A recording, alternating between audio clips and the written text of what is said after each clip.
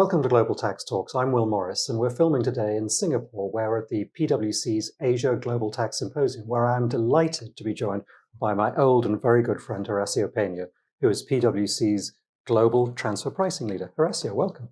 Good morning, Will. Great to be with you. Thank you very much. Good. So obviously, let's talk about what's going on. So, business and digital transformations are occurring incredibly quickly. And so many tax functions are focused on transfer pricing models right now, compensating value and function within the supply chain. So how are tax functions actually keeping pace with all of this? Great question, Will. So as you know, we often talk about the tax function in three pillars, right? Number one, assurance is job number one. Right. Number two, increasingly with all these changes, fragile states, trade, supply chains, etc., risk assessment, really, really important. But the third one is really, really important, is partnering with the business, right? So that's the other key element. So let me describe it in two ways, I guess. We've seen this huge proliferation of digital assets, AI, across the board, right? Whether it's research and development, new assets, new activities, manufacturing, automation, supply chains, after-sale, commercial functions. So we see the digital assets proliferating everywhere. But I guess let me describe it in two ways. One is more around the risk assessment function, where there's just permeating this around across the entire function. And the tax department has to take a more active role or identifying these and characterizing them. And so who's spending, who's expending for this, who's funding these assets. 5 years from now, how are these things going to be audited? Are they going to be viewed as a real value driver in the supply chain, or is it just a routine intangible, something that should be treated? Is it going to be treated as a service? Is it going to be charged out, or should it be allocated across? So that's more the benign side, but it's really, really important to identify and risk assess that right away, not to ignore it, because we could end up in a situation like those old marketing intangibles. And the last thing you want to have is marketing or these network intangibles, digital assets across 50 jurisdictions being taxed. But the other one, more interesting one, right, we're seeing, and we talk a lot about that in PwC, is how these digital assets are transforming the business model. So we see in industries the erosion of the barriers of these industries and these sectors, and how companies are transforming their businesses. So that's much more interesting, because what we see there is a very deliberate actions by the business, and including very big bets, right, in terms of acquisitions of assets, acquisitions of business, spin-offs, carve-outs, and saying we're going to be very deliberate about monetizing these assets, generating new revenues in a very big way.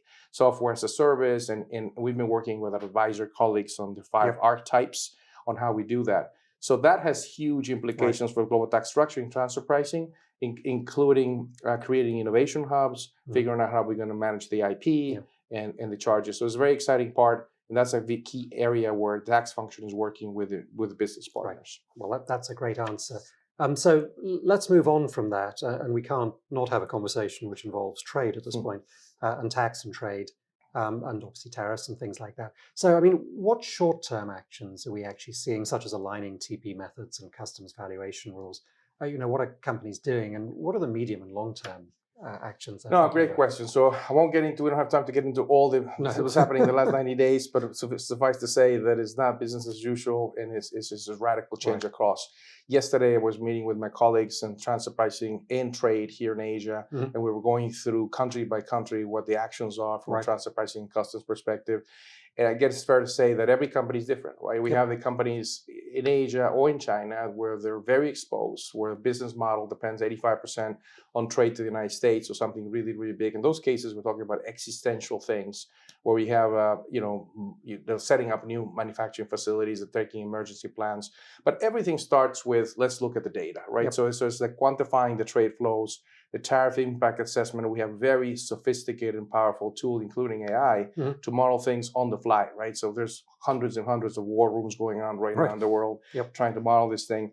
So it's really, really important. And we have a very sophisticated tool playbook around the sequencing is really important. It's like almost like you go to an emergency room. What do you do first, second, and third? It's going to be really important about that. People that may not recognize that we have almost 1,000 professionals in the customs and trade in PwC across the region globally. And so part of how do we play that out is going to be really important. And there's a lot of industry sectors, as you know, pharma, life sciences, medical devices, that have been largely immune to customs and trade, and for the very first time, so far, dealing with these tremendous changes. Yeah. So the short actions, we have a lot of planning. First, certainly around the first sale concept, for example, where we can price the goods at the first sale and then be able to drastically lower the customs duty value on that. A plethora of lots of different activities all the way from that. In the medium term, I think it's very interesting in terms of you know very well better than anybody how we've been deglobalizing already in terms of all of that. And you can see when we talk to clients in the retail and consumer industry, and again the other sectors, everybody's positioned a different way. Some of them, you know, we used to joke around, we have a Trump 1.0, and then companies were saying, oh my goodness, we really need to change our supply chain. And then we have COVID, and it's like, oh my goodness, we really need to change the supply chain. And then we have Trump 2.0, and it's like, oh, this time we're really going to change the supply chain. So I think in reality is that companies are in different places in terms of their diversifying supply chain, but that all that's accelerating. And I guess finally the other thing is IP long term, right? So we have a lot of companies that want to be ready, and being ready could be for the worst or adversarial scenario. So we're doing a lot of IP planning right now, where they say, well, maybe we need to do a more radical approach. It doesn't mean we're going to activate it right now. I just want to be ready that in 60 days from now, 90 days, if I need to move my IP that can dramatically change supply chain, many companies want to make sure they have the optionality and they're ready to play the trigger if necessary. So a final and related question to that. I mean, so how are transfer pricing operating models evolving to meet this new unprecedented landscape? For example, what changes are being driven by, I can't not mention this, Pillar 2 around the world? No, it's a great question. But I think the reality, we've been feeling that pressure. Companies have been feeling that pressure of accuracy, reliability, and speed. And again, the massive expectations of tax authorities, assuming you can press a button and you can do everything right. Transfer pricing in general has been history of retroactive adjustments. And I think Pillar 2 is a good example of the tremendous pressure it's placing on accuracy, speed on operational transfer pricing, because companies will not have the ability to do post-period adjustments and to be able to do these after the fact. You're going to face double taxation. It's real time. And it's going to be real time. It's the same for customs. So we're seeing a lot of pressure, double pressure at the moment, where you know how many companies rely on profit-based methods like the TNM and CPM.